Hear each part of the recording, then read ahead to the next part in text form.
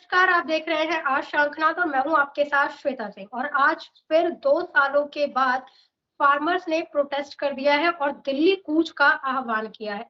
आखिर 2 साल पहले क्या कुछ वादे किए गए थे किसानों के साथ और क्या वो वादे पूरे हुए हैं या नहीं हुए हैं और क्यों उन वादों को सरकार पूरा नहीं कर रही है, इसी विषय को लेकर आज हमारे साथ प्रदीप माहौर जी जुड़े हैं जो कि बताएंगे कि किसानों के साथ क्या सरकार सच में अन्याय कर रही है। बहुत-बहुत स्वागत है प्रदीप जी आपका आज शंखनाद में। मैं सबसे पहले नमस्कार श्वेता जी। जानना चाहूंगी प्रदीप जी कि एमएसपी की गारंटी को लेकर 2 साल पहले किसानों को एक वादा किया गया था। वो वादा क्यों पूरा नहीं किया जा रहा है? किसानों की जो प्रमुख मांग है एमएसपी को लेकर। श्वेता जी देखिए, 24 फसलें हैं जो एमएसपी का डिस्ट्रीब्यूशन जो है, जो कांग्रेस के समय में हुआ करता था 2014 से पहले, उसका अगर हम रेशियो देखेंगे तो करीब करीब 2.5 गुना बढ़ा दिया गया है। अब जो बात हो रही है कि हम एमएसपी जो है, इसको एमएसपी होता क्या है? Minimum support price. यानी सरकार क्या करती है कि कोई रेट फिक्स नहीं करती है। वो क्या करती है कि जो फसल जो खरीदनी है, उसका एक प्राइस जो सरकार खरीदेगी वो प्राइस फिक्स करती है। अब अगर सरकार को बेची गई फसल, तो सरकार उस प्राइस पे उसको परचेस कर लेगी। उससे क्या होता है कि मार्केट में जो फसल के दाम होते हैं उस एमएसपी के चारों तरफ घूमते हैं। लेकिन इसके अंदर एक बहुत प्रैक्टिकल प्रॉब्लम आती है कि हम एग्जांपल लेते हैं, जैसे चावल हो गया। अब चावल की कम से कम 1,000 से ऊपर वैरायटीज जो हैं वो इंडिया के अंदर होंगी। अगर हम बासमती ही बोलें तो बासमती की रजिस्टर्ड वैरायटीज जो हैं वो करीब करीब 24 हैं। अब 24 जो हैं, इसके अलावा और भी लोकल जो है बहुत सारी वैरायटीज हो सकती हैं। गेहूं जो है वो किसी एक जगह पे उग रहा है, उसकी क्वालिटी कुछ और होगी। थोड़ी दूर पे अगर आप देखेंगे तो हो सकता है सेम वैरायटी का गेहूं उग रहा हो, लेकिन पानी वहां पे ज्यादा हो या कम हो, या वहां पे मॉइस्चर कैसा है, वहां पे टेम्परेचर कैसा है, उसके अनुसार फसल में वेरिएशंस होते हैं। अब ऐसी कंडीशन में एक अगर फ्लैट रेट अगर बना दिया जाएगा तो क्या होगा? अच्छी फसल जो है वो तो बिक जाएगी उसके ऊपर। लेकिन अगर जो जिसको हम सब स्टैंडर्ड बोलेंगे, वो कहाँ बिकेगी?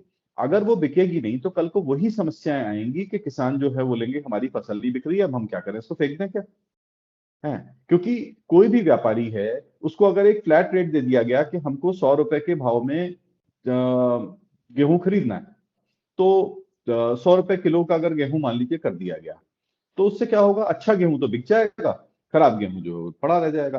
दूसरी प्रॉब्लम ये आती है कि अगर उसका रेट फिक्स कर दिया गया कि मिनिमम परचेस प्राइस इतना होगा, तो हो सकता है अच्छा गेहूं जो है वो ज्यादा महंगा बिके, और सस्ता गेहूं जो है जो सरकार परचेस कर रही है जहां पे वो जा रहा है,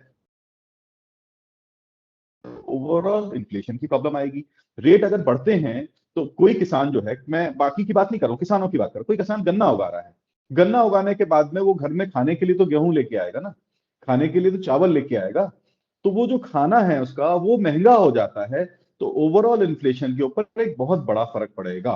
तो ये सारी चीजें जो हैं इसमें कंसीडर करनी पड़ेगी, तभी जाके किसानों के साथ, इसीलिए चर्चा की बात हो रही है कि किसानों के साथ चर्चा करी जाए और उनसे ही पूछा जाए कि भाई किस प्रकार से हम इसको करें।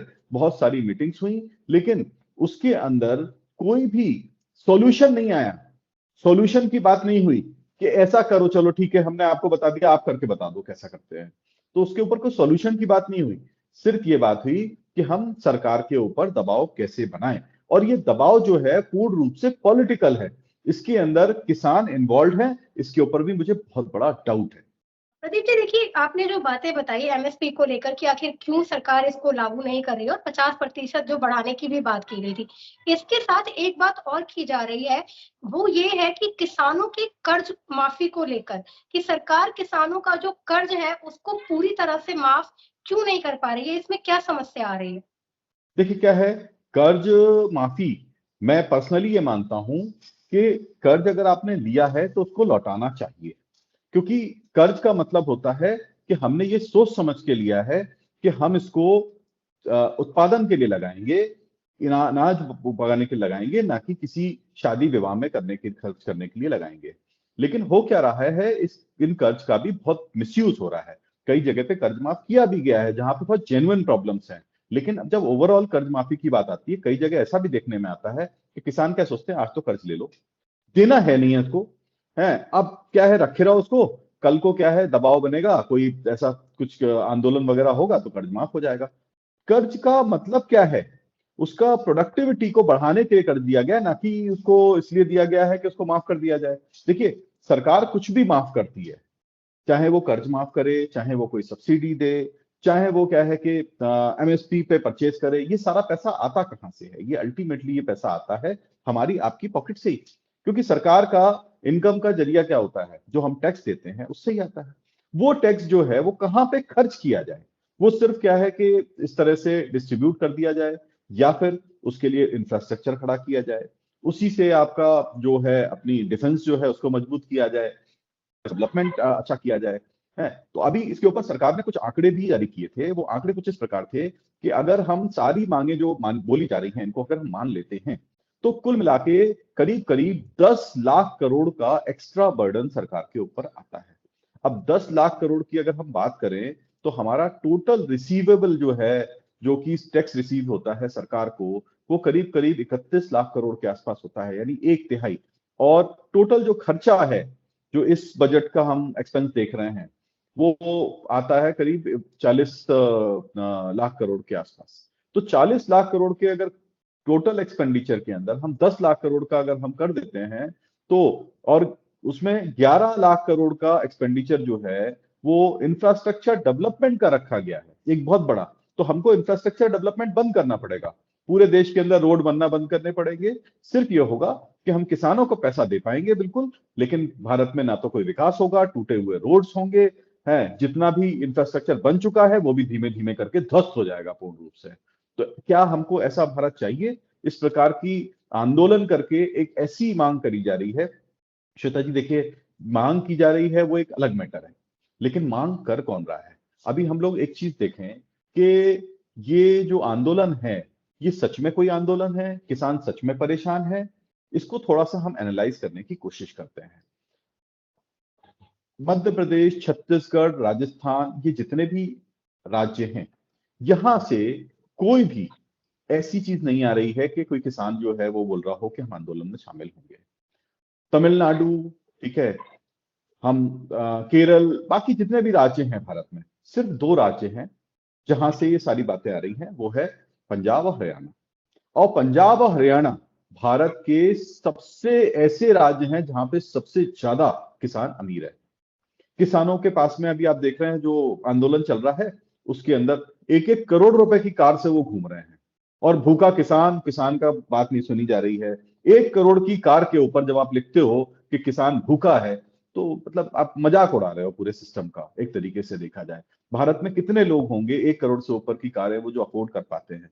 बहुत सारे किसानों को मैं देख रहा हूं कि वो ट्रैक्टर लेके आ रहे हैं जो उनकी कीमत 60-60, 70-70 लाख रुपए की कीमतें हैं। ऐसी ऐसी बड़ी बड़ी मशीनें लेके आ रहे हैं, और उसके बाद क्या बोल रहे हैं, सरकार किसानों को, अन्नदाता जो है उनको भूखा मार रही है। अब हम एक चीज और भी देखें कि इसमें पिछली बार जो आंदोलन हुआ था उसके अंदर टिकैत थे, हैं चरौनी जो जी थे वो थे, लेकिन ये सब लोग गए कहाँ आज के समय में? आज का समय में इस आंदोलन को चला कौन रहा है? इस पूरे पूरे आंदोलन को अगर देखा जाए तो मुख्य रूप से अगर जो अभी कॉन्फ्रेंसेस वगैरह करी गई, जो सब बातचीत हुई, उसके अंदर देखा जाए तो रमनदीप सिंह जी जो थे वो साफ दिखाई पड़े। रमनदीप सिंह कौन है? रमनदीप सिंह ये दीपेंद्र हुडा जी जो है, जो राहुल गांधी के बिल्कुल खास हैं, उनके उनके संपर्क में लंबे समय से हैं, और बहुत सारे उनके साथ में कांग्रेस के काम किया करते हैं, ठीक है। उसके बाद में देखें तो एक आते हैं गुरमंत मंगत जी, ठीक है। अब ये है, गुरमंत मंगत जी कौन है? किसान नेता बोल रहे हैं अपने आप को, लेकिन ये कौन है? इंडियन यूथ कांग्रेस में है ये, ठीक है। जेएनयू टुकड़े टुकड़े गैंग में जिस समय पे अरेस्ट हुए थे, उस समय भी इनका फोटो वायरल हुआ था, ठीक है। और आज के समय में वो कांग्रेस के स्पोक्स पर्सन है। यानी कुल मिला के देखा जाए, यहां किसान तो है ही नहीं है। यहाँ पे कौन लोग बैठे हुए हैं? वहां पे कांग्रेस के कार्यकर्ता जो हैं वो किसान बन के आंदोलन करते हुए नजर आ रहे हैं। इन लोगों ने क्या किया है, बहुत अच्छी प्लानिंग करी है। ये प्लानिंग आज से नहीं हो रही है, ये प्लानिंग काफी लंबे समय से हो रही है। देखिए, गुरमीत सिंह मंगत जिसकी बात कर रहा हूं मैं, 11 दिसंबर 2022 को इनका क्या है कि इनकी मीटिंग का वीडियो जो है वायरल हुआ था, जिस समय पे किसानों से मीटिंग कर रहे थे। इन्होंने किसानों से मीटिंग करी। इधर क्या हुआ कि बहुत सारे जो ऐसे लोग हैं जो कि पैसा लेके, पैसे का आदान प्रदान करके और इस तरह के आंदोलनों में भाग लेते हैं, इस तरह के लोगों को पूरे भारत से इकट्ठा किया गया। उसमें पंजाब और हरियाणा राज्यों से सबसे ज्यादा इस प्रकार के लोगों को इकट्ठा किया गया। उनको मोटा पैसा दिया, हजार हजार रुपए रोज दे दे के वहां पे रोका जा रहा है। यानी वहां पे जो लोग आ रहे हैं वो फ्री में नहीं आ रहे हैं, हजार हजार रुपए रोज दिया जा रहा है, अच्छा खाना दिया जा रहा है उनको, और भी बहुत सारी सुविधाएं सहूलियतें दी जा रही हैं, सिर्फ इस वजह से कि आप आओ और यहाँ पे हमारे साथ में नाटक करो, ड्रामा करो। ये कुल मिला के नाटक और ड्रामा हो रहा है। इसमें क्या है, मैं ये नहीं बोलता हूं कि किसान बिल्कुल नहीं है, इसमें किसान भी हैं, लेकिन कौन से किसान हैं जो कि ये समझ ही नहीं पा रहे हैं कि ये क्या ड्रामा चल रहा है। ये कांग्रेस की सोची समझी पूरी साजिश है। ये आज से नहीं, मैं अगर 24 दिसंबर की बात कर रहा हूं तो 24 दिसंबर को है रमनदीप सिंह मान जो हैं और साथ में ये दीपेंद्र हुडा, इनकी आपस में बैठक हुई थी। ये दोनों बैठ के इन्होंने अच्छी तरीके से प्लानिंग करी, है ना। और सप्पल जी जो है उससे भी ये दीपेंद्र हुडा मिले। सप्पल जी भी आपको पता है ये सब क्या है कि आंदोलन वगैरह जो है इसमें करवाते हैं। और इन सब लोगों ने मिलकर प्लानिंग करने के बाद में विदेश यात्राएं करी। विदेश यात्रा करके बहुत सारा पैसा इकट्ठा किया गया, बहुत सारे एंटी इंडियन एलिमेंट्स हैं उनसे पैसा मांगा गया। आपको पता ही है जॉर्ज सोरोस वगैरह की बातचीत होती है। जॉर्ज सोरोस पहले से ही तैयार था कि अगर ये सरकार जो है इसको अगर नीचा दिखाने के लिए कुछ पैसा चाहिए तो हमसे ले लो, बोल रहा था वो। वही पैसा इकट्ठा किया गया, वो पैसा इकट्ठा करके उस पैसे का डिस्ट्रीब्यूशन किया गया। इस प्रकार के लोगों को इकट्ठा किया गया जो कि यहाँ पे एक ड्रामा नौटंकी कर पाए। इनके बरगलाने में कुछ किसान भी आ गए जिनको शायद ये पता नहीं है कि ये चल क्या रहा है, ये गलती से एक पॉलिटिकल ड्रामे का हिस्सा बन गए हैं। और यही कारण है कि ये लोगों ने ऐसी पॉलिसी बनाई कि सरकार जो है जिसको मान ही ना पाए। इनको मालूम है सरकार के लिए ऐसी परिस्थिति कर दो कि सरकार जो है इसको मान ही नहीं पाएगी। एमएसपी को मिनिमम परचेज प्राइस बनाने की बात कर दो आप, हर किसान को 10,000 रुपए पर मंथ पेंशन दी जाएगी, ऐसी बात कर दो। अब ये बताइए किसी को 10,000 रुपए पर मंथ की पेंशन चाहिए? सबसे बढ़िया तरीका है एक गांव में जाए, 2-5 लाख रुपए एकड़ की एक जमीन खरीद ले, उसमें एक आध एकड़ जमीन खरीद ले, खेती करे या ना करे, कल को रजिस्टर्ड करा दे सरकार के पास में कि साहब हमने क्या है, हम तो किसान हैं। कुछ भी करता हो वो किसान अपने आप को रजिस्टर करा दे, सरकार बाध्य हो जाएगी उसको 10,000 रुपए पेंशन देने की। मतलब ये तो इनकम का बहुत बढ़िया तरीका हो गया। लूट लो सरकार को पूरी तरीके से। सरकार को बोलो कि भैया ऐसा जितना भी टैक्स का पैसा आ रहा है वो लोगों में बांट दो, और उसके बाद में क्या है कि इंफ्रास्ट्रक्चर वगैरह सब खत्म करो। एक चीज मैं आपसे, अभी पेंशन की ही बात की है और अगला सवाल मेरा पेंशन से ही था। देखिए, जब हमारे देश में सांसदों को और विधायकों को पेंशन दी जाती है तो सरकार किसानों की इस मांग को पूरा क्यों नहीं कर रही है? देखिए, सरकार में बहुत सारे लोगों को पेंशन दी जाती है, विधायकों को दी जाती है, सांसदों को पेंशन दी जाती है, जो हमारे आर्मी के लोगों ने जिन्होंने काम किया है उनको पेंशन दी जाती है।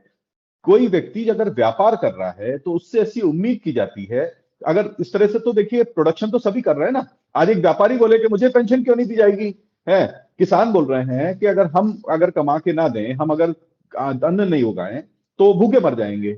आज ये मोबाइल कंपनी बोले मैं मोबाइल बना के ना दें तो लोग आपस में बात ही नहीं कर पाएंगे, है तो हम बहुत महत्वपूर्ण, हमें भी पेंशन चाहिए, है। फिर दूसरा आ जाए डॉक्टर बोले कि हम साहब इलाज ना करें, हम भले प्राइवेट क्लिनिक किया हो तो लोग मर जाएंगे, डॉक्टर क्या कम महत्वपूर्ण है, उसको भी पेंशन देनी चाहिए सब। जितने भी डॉक्टर हैं प्राइवेट क्लिनिक चलाना, उनको भी सबको पेंशन दे दो।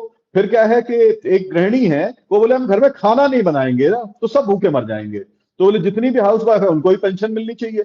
बताइए कौन महत्वपूर्ण नहीं है? किसान महत्वपूर्ण है, किसानों की बहुत रिस्पेक्ट करते हैं, बहुत इज्जत करते हैं, लेकिन सिर्फ ये बोल के कि हमने साहब ये अन्न उगा दिया तो हमको क्या है पूरे जिंदगी बैठ के खिलाओ। हमारा किसान ऐसा नहीं है। हमारा किसान इस प्रकार का नहीं है जो कि बैठ के खाने के उसमें, किसान मेहनत करता है, मेहनत करके अन्न उगवाता है। और ऐसा नहीं है, आज के समय में किसान बहुत अच्छे खासे पैसे वाले भी किसान है। आप देखो जो लोग 1-1 करोड़ रुपए की अगर गाड़ी में घूम रहे हैं किसान, तो उनको 10,000 रुपए की पेंशन की आवश्यकता है? मान लीजिए कोई छोटा किसान है, तो छोटा किसान भी अपनी व्यवस्था करके रखता है। उसको मालूम है कि हमारे पास अगर जमीन है, मैं किसान हूं, तो किसान के साथ साथ में उसके घर में 2 बच्चे होंगे, वो कुछ और भी काम कर रहे होंगे। उसका एक बच्चा जो अगर खेती में लगा होगा, तो 2 बच्चे कुछ और भी काम कर रहे होंगे। हर घर की अपनी व्यवस्थाएं जो है लोग बनाते हैं। सरकार से हम पैसा मांग के कि सरकार फ्री में पैसा दे दे, ऐसी व्यवस्था कभी ना चल पाई है पूरे विश्व में, ना कभी चल पाएगी। हाँ, जो व्यक्ति नौकरी कर रहा है, उसने जीवन में और कोई काम नहीं किया, उसने सरकार के लिए अपना योगदान दिया, योगदान देने के बाद में वो रिटायर हो गया।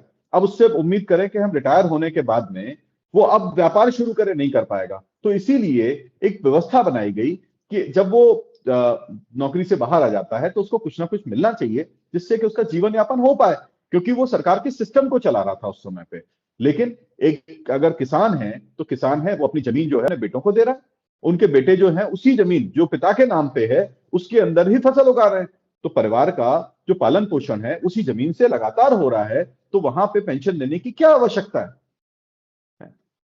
ये फ्री में बांटने वाला जो सिस्टम है, ये सिस्टम के मैं बिल्कुल पक्ष में नहीं हूं। अगर ये सिस्टम भारत में चलाया गया, भारत के अंदर बहुत कम टैक्स पेयर हैं। आप ये समझ लिए 80 टू करीब 90% हमारी जनता जो है वो कभी भी डायरेक्ट टैक्स नहीं पे करती है। ऐसी कंडीशन में अगर हम बोलें कि हम सरकार जो है वो सबको पैसा बांटना शुरू कर दे, हर व्यक्ति को बोले कि भैया ऐसा है, हम तो आप तो घर बैठो आराम से, कुछ भी काम करने की आवश्यकता नहीं है, आप तो क्या है कि अगर कुछ नहीं करते हो तो आपको 20-20 हजार रुपए देंगे। चलो, आप क्या है कि बिल्कुल जो भी व्यक्ति कोई काम नहीं कर रहा उसको पैसा दिया जाएगा, लेकिन ये पैसा आएगा कहां से, ये तो बताया जाए पहले। इस पैसे का कोई सोर्स तो होना चाहिए। अगर 70-80% जनता जो है वो टैक्स भर रही हो, ऐसा है कि वो टैक्स के दायरे में आ रही हो और सरकार को कुछ ना कुछ टैक्स दे रही हो, 80% जनता, 20% ऐसी परिस्थिति में हो कि जिसको कि हमको उबारने के लिए कुछ करना है, तो सरकार बिल्कुल तैयार है। बहुत सारी स्कीमें भी निकाली हुई हैं। किसान सम्मान निधि जो है योजना, इसी का ही एक पार्ट है। उसमें किसानों के अकाउंट में डायरेक्टली ट्रांसफर होता है। अब आप ऐसी डिमांड करो कि साहब क्या है, हर महीने हमको सिर्फ किसान होने के नाते हमको पेंशन मिलनी चाहिए, ये गलत बात है। इस प्रकार की डिमांड जो है वो हमारे भारत का किसान तो नहीं कर सकता। हमारे भारत का किसान कुछ भी हो सकता है, भिखारी नहीं होगा, भीख नहीं मांगेगा, सरकार के आगे कटोरा लेके कभी नहीं खड़ा होगा। ये कटोरा कटोरा लेके खड़े होने वाले लोग किसान हो ही नहीं सकते। किसान अन्नदाता है, भिखारी नहीं है। इन्होंने किसानों की रेपुटेशन जो है, किसानों की जो मर्यादा है, उसको भी भंग किया है। ये किसान को अन्नदाता की जगह भिखारी बनाने पे तुले हुए हैं, ये जो चल रहा है इस समय पे। जी बिल्कुल, मैं आपसे जानना चाहूंगी प्रदीप जी कि भारत सरकार जिन्हें भारत रत्न से सम्मानित कर रही है, उन्हीं की रिपोर्ट को, स्वामीनाथन आयोग की रिपोर्ट को क्यों स्वीकार नहीं कर रही है केंद्र सरकार? देखिए, बहुत जो है वो बनती हैं, उनमें से कुछ उनके अंश जो हैं उसको लागू भी किया जाता है, कुछ अंश जो हैं उसमें कभी कभी प्रैक्टिकलिटी से बाहर होते हैं, तो उनको लागू नहीं किया जाता है। स्वामीनाथन रिपोर्ट के अंदर जो सब बात कही गई थी कि जितनी भी सब्सिडीज की बात कही गई थी, उसमें बहुत सारी सब्सिडीज जो है वो लागू की गई हैं।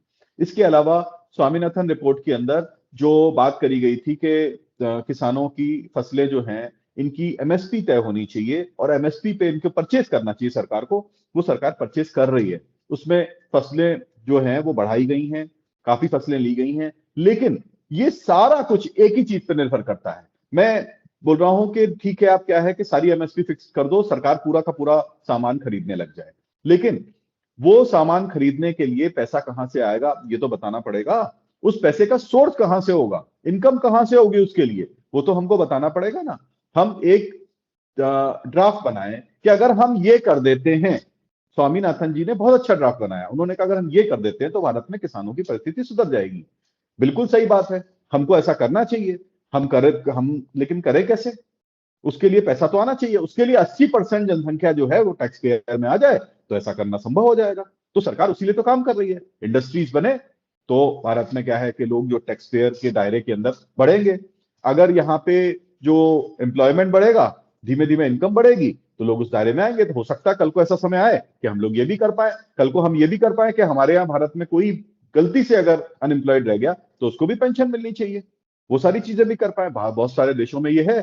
लेकिन उसके लिए 80% जनसंख्या जब टैक्स के दायरे में आ जाएगी, सरकार के पास में सरकार की इनकम जो है वो बहुत फास्ट हो जाएगी, बहुत ज्यादा बढ़ जाएगी, तो उस समय में ये करना संभव होगा। आज के समय में प्रश्न ये पूछा जाना चाहिए कि सरकार सब कुछ के लिए तैयार है, पैसा बताओ कहां से आएगा। वो सरकार पैसा बांट दे, बांटने के लिए पैसा तो चाहिए। अभी क्या है कि अगर फिस्कल डेफिसिट बढ़ाया जाता है तो एक समय में देखिए, जिस समय इंडोनेशिया डूबा था और बहुत सारे एशियन कंट्रीज डूब गई थी, उस समय पे उन्होंने वही गलती करी थी। उन्होंने कहा बेतहाशा पैसा बहाना शुरू कर दिया था और सरकार के पास इनकम थी नहीं, उन्होंने उससे ज्यादा खर्चा करना शुरू कर दिया। फाइनली क्या हुआ, कंट्री डूब गई। तो हमारा देश जो है, इसको हमको बचा के भी चलना है, हमको ये भी चलना है कि खुशहाली भी आए, लेकिन खुशहाली के साथ साथ राष्ट्र जो है वो बचा भी रहे। ऐसा नहीं हो सकता कि हम किसी के घर में खुशहाली करते हैं फिर राष्ट्र में तो कुछ बचे ही नहीं। हम आर्मी का जो पैसा है जो हमारे प्रोटेक्शन के लिए खर्च हो रहा है उसको हम उठा के लोगों को दे दें, ऐसा नहीं संभव हो सकता ना। तो देखिए, सरकार जो है बातचीत करने के लिए तैयार है। सरकार बोल रही है कि आप आ जाओ बातचीत कर लो। पीयूष गोयल जी जो है पंजाब पहुंच गए बातचीत करने के लिए, लेकिन ये कहा दिल्ली भागे चले आ रहे हैं। तो इस पूरे के पूरे जो आंदोलन है, इसका ऑब्जेक्टिव जो है ये नहीं है कि सरकार से बात किया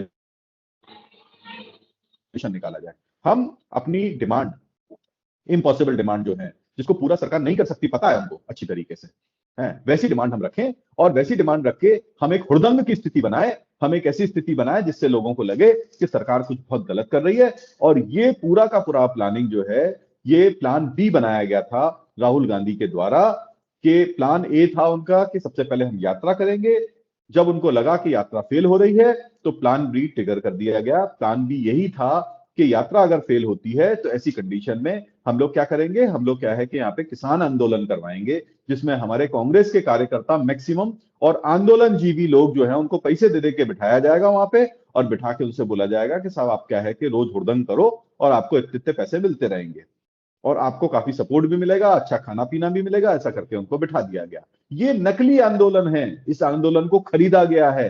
ये आंदोलन किसानों का है ही नहीं। अगर मान लीजिए किसानों का आंदोलन होता तो आप ये बताइए कि सिर्फ पंजाब और ये हरियाणा, जहां पे सबसे खुशहाल किसान है, वहीं से लोग आते। बहुत जगह ऐसी हैं, अब राजस्थान में आप देख लीजिए कितनी अनफर्टाइल लैंड है, वहां पे मैक्सिमम जगह तो रेत है और कई जगह पे तो क्या है कि बहुत कम उपज होती है मूंगफली या कुछ ऐसी चीजों की उपज होती है। वहां का किसान क्यों नहीं आ रहा है? सबसे ज्यादा परेशान तो वहां का किसान होगा ना, लेकिन वो अपना मेहनत कर रहा है, वो देश विदेशों में नाम पर। गुजरात, गुजरात का एक बड़ा एरिया जो है वो इनफर्टाइल है पूरी तरीके से, है वहां का किसान क्यों नहीं आ रहा है? मध्य प्रदेश, मध्य प्रदेश में मैं बोलूंगा कि किसान जो है यहाँ पे बहुत सारी ऐसी जगह है जहां पे जमीनों में बहुत कम उगता है, वो किसान क्यों नहीं आ रहा है पलट के? उसको कोई समस्या नहीं है। समस्या किसको है? जिसके यहाँ पे, जहां पे किसान, पूरे भारत में ऐसा बोला जाता है सबसे खुशहाल किसान कहां पे है, बोले पंजाब में। सबसे खुशहाल कहां किसान का, सबसे अमीर किसान कहां पे है, बोले हरियाणा में। और यही दोनों लड़ रहे हैं कि हमको और चाहिए। सबसे ज्यादा एमएसपी की परचेज जो है वो प्रेशराइज करके, देखिए क्या हो रहा है, कुल मिला के दो चीजें हो रही हैं मुझे जो लगता है, मैं बड़ा खुल के बोलता हूं। है एक तो क्या हो रहा है कि जितने भी भारत में दूसरे एरिया हैं उनकी एमएसपी की जो परचेज है वो हमारे एरिया में होती रहे, उसका दबाव बनाते रहो, बाकी लोगों को मूर्ख बनाते रहो। ऐसा एक प्लानिंग हो रही है। ये पूरे ऑर्गेनाइजेशन दो स्टेट के अंदर बनके खड़े हो गए हैं। इसमें मुख्य रूप से पंजाब है, पंजाब के अंदर बनके खड़े हो गए हैं। और हरियाणा वाले लोगों को भी मूर्ख बना रहे हैं ये लोग, क्योंकि हरियाणा के किसान भी नहीं चाहते हैं कि इनके साथ में सम्मिलित हों। वहां से कुछ आंदोलन जीवी इकट्ठे कर लिए हैं, ये बताने के लिए खाली पंजाब से नहीं है, नहीं तो ऐसा पंजाब से बताएंगे तो वो गड़बड़ हो जाएगी। तो हरियाणा को साथ में ले लिया, कुछ उत्तर प्रदेश से आंदोलन जीवी पकड़ लाए, उनको शामिल कर लिया, और कुछ बेचारे किसान जिनको समझ में नहीं आ रहा, उनसे पूछोगे ना कि आप क्यों लड़ रहे हो भैया, तो बोलेंगे नहीं वो सरकार जो है किसानों के लिए। अरे क्या नहीं करती, अच्छा बताओ क्या करना चाहिए, नहीं पता। वो हमारे नेता से पूछ लो। और वो नेता क्या कर रहा है? वो नेता तो पैसे के लिए काम कर रहा है भैया, उसको क्या लेना देना है, तुम किसानों से क्या लेना देना? वो तो क्या है, कौन है आप सोचो। गुरमीत मंगत जो बैठ के क्या है सरकार के साथ में बातचीत कर रहा है, वो कांग्रेस का स्पोक्स पर्सन है। वो टीवी पे बैठ के कांग्रेस के विचार रखता है कांग्रेस के पक्ष में, और वो आज के समय में किसान बन गया था। है थोड़े दिन पहले वो टुकड़े टुकड़े गैंग में था, थोड़े दिन पहले वो टुकड़े टुकड़े गैंग में था, और थोड़े दिन पहले वो जाके वहां पे जेएनयू में वो भारत के टुकड़े होंगे चिल्ला रहा था। है भाई, या तो आप टुकड़े गैंग के हो, या तो आप स्टूडेंट हो, या आप किसान हो, आप सब कुछ कैसे हो सकते हो? है? जब देखो तब, आज पगड़ी बांधी आज किसान बन गए, कल क्या है कि साहब क्या है पैंट शर्ट पहनी, बोले हम स्टूडेंट है टुकड़े टुकड़े गैंग में शामिल है, और कांग्रेस के कार्यकर्ता भी है, कुर्ता पजामा पहन के खड़े हो गए, बोले कांग्रेस के करता है। ये क्या मजाक चल रहा है भाई? है ये क्या है, कुल मिला के बरगलाने की कोशिश है और कुछ भी नहीं है, कुछ भी नहीं है। ये मूर्ख बना रहे हैं लोगों को। और ये आंदोलन करके इलेक्शन के समय में ये दिखाना चाहते हैं कि मोदी सरकार जो है, आप राहुल गांधी का वो देख लीजिए ट्वीट क्या लिखा हुआ है इनको। राहुल गांधी ने क्या लिखा था, इनको दिल्ली से उखाड़ फेंको। यानी वो एक तरीके से जितने भी आंदोलनजीवी हैं उनको इंस्ट्रक्शंस दिए थे, आज से जाओ तुम और जाके उधम मचाना चालू कर दो। वो उधम चालू हो गया है, कोरा ड्रामा चल रहा है, पैसे देके ड्रामा करवाया हुआ चल रहा है। मैं जो किसान हैं जो इसमें बिना जानकारी के शामिल हो गए हैं, उनसे बिल्कुल आपके चैनल के माध्यम से मैं बोलना चाहता हूं कि कृपया इस चक्कर में ना पड़े। ये पूर्ण रूप से पॉलिटिकल है, आपका उपयोग किया जा रहा है, आपकी भोले भालेपन का उपयोग किया जा रहा है, आपकी भावनाओं का उपयोग किया जा रहा है और कुछ भी नहीं। जी बिल्कुल, बहुत बहुत धन्यवाद प्रदीप जी। आपने बताया कि ये पूरा आंदोलन जो है वो आखिर क्यों किया जा रहा है और इसमें किस किस की संलिप्तता है ये भी आपने बताई है, और किस तरह से जो आपने चीजें बताई हैं कि कुछ चंद रुपयों लेकर जिस तरह से वहां पर जो उधम मचाई जा रही है, जो कि बिल्कुल 2 साल पहले भी हमने देखा था जब दिल्ली में किसानों के नाम पर कूच किया गया था, और किस तरीके से 26 जनवरी को अगर बात की जाए तो देश में एक अशांति फैलाने का जो माहौल है वो बनाया गया था। इन सभी विषयों को आपने बहुत अच्छे तरीके से बताया, इसके ऊपर जानकारी दी है, इसके लिए आपका बहुत-बहुत धन्यवाद। हमारे सभी दर्शकों का भी बहुत-बहुत धन्यवाद। आप इसी तरह देखते रहिए शंखनाद।